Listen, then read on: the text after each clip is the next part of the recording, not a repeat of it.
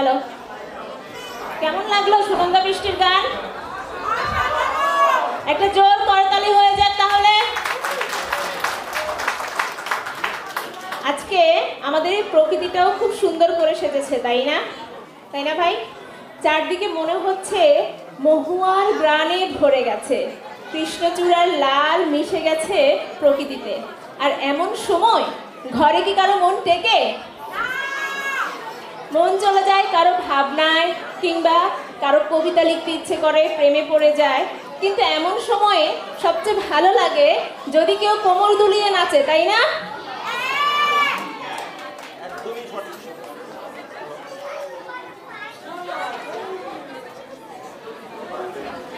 একদমই সঠিক কথা বলেছেন। তাই তো আমাদের মাঝে এখন নাচ নিয়ে আসছে ছোট্ট ঈশানী, তার নাচের তালে আমাদের সকলকে মুগ্ধ করতে। একটি জোর করতালির সাথে মঞ্চে আমন্ত্রণ জানাচ্ছি ঈশানীকে।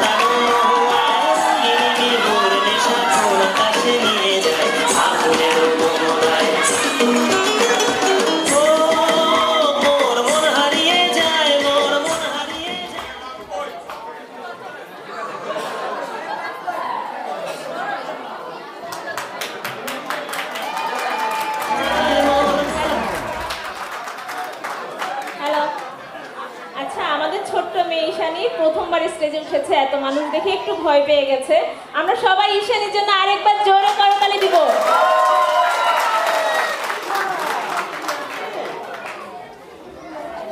রং সাদা নাকি কালো, এই বিবেচনা নিয়ে নারীর গুণ নির্ধারণ হয় আমাদের সমাজে। বলা হয় আগে দর্শনদারি পরে গুণ বিচারী, আর এই সাদাতেই সব দর্শন উপযোগিতা আটকে গেছে। কিন্তু বর্ণবাদ কি শুধুই সাদা কালো? না ভাই, কালো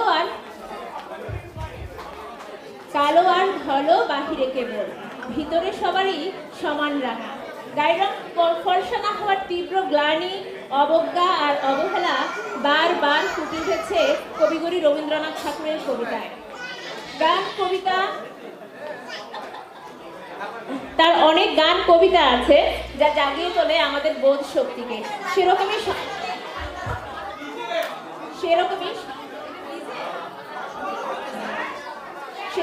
সমাজকে জাগানোর মতো রবীন্দ্রনাথ ঠাকুরের এক অনবদ্য সৃষ্টি নিয়ে এবারে আমাদের মাঝে মঞ্চে উপস্থিত হবে আবৃত্তি শিল্পী লীনা। একটা জোর করতালির মাধ্যমে আমরা সবাই লীনাকে স্বাগত জানাবো।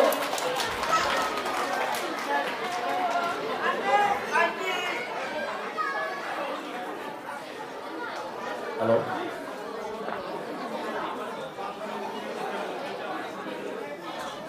জাহিদ ভাই, থার্ড মিউজিক প্লে করবেন।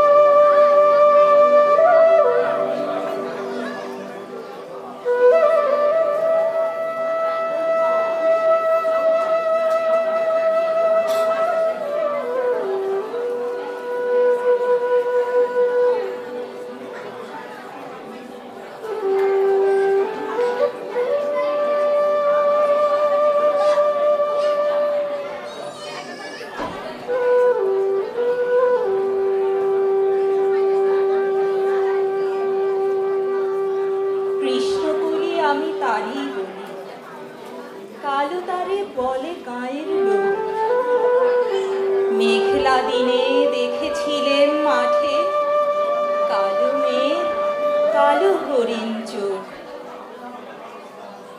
ঘোমটা ছিল না তার মোটে, মুক্ত বেনি পিঠের পরে লোটে।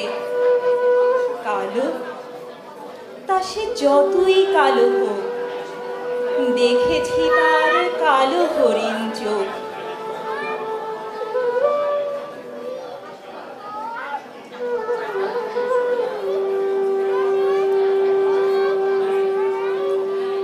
পূবে বাতাস এলো হঠাৎ ধেয়ে, ধানের খেতে খেলিয়ে গেল ঢেউ। আলের ধারে দাঁড়িয়েছিলেম একা, মাঠের মাঝে আর ছিল না কেউ। আমার পানে দেখলে কিনা চেয়ে, আমি জানি আর জানে সে মেয়ে।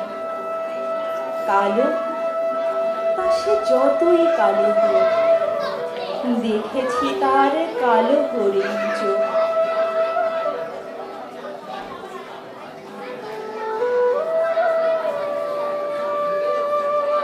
এমনি করে কালো কাজল মেঘ জ্যৈষ্ঠ মাসে আসে ঈশান কোণে। এমনি করে কালো কোমল ছায়া আষাঢ় মাসে নামে তমাল বনে। এমনি করে শ্রাবণ রজনীতে হঠাৎ খুশি ঘনিয়ে আসে চিতে। কালো, তা সে যতই কালো হোক, দেখেছি তার কালো হরিণ চোখ।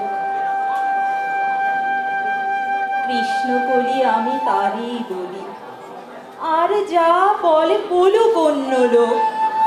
দেখেছিলেম ময়না পাড়ার মাঠে, কালো মেঘ কালো হরিণ চোখ। মাথার পরে দেয়নি তুলে বাস, লজ্জা পাবার পায়নি অবকাশ। কালো, তা সে যতই কালো হোক, দেখেছি তার কালো হরিণ চোখ। কৃষ্ণকলি আমি তারই বলি, আর যা বলে বলুক অন্য লোক।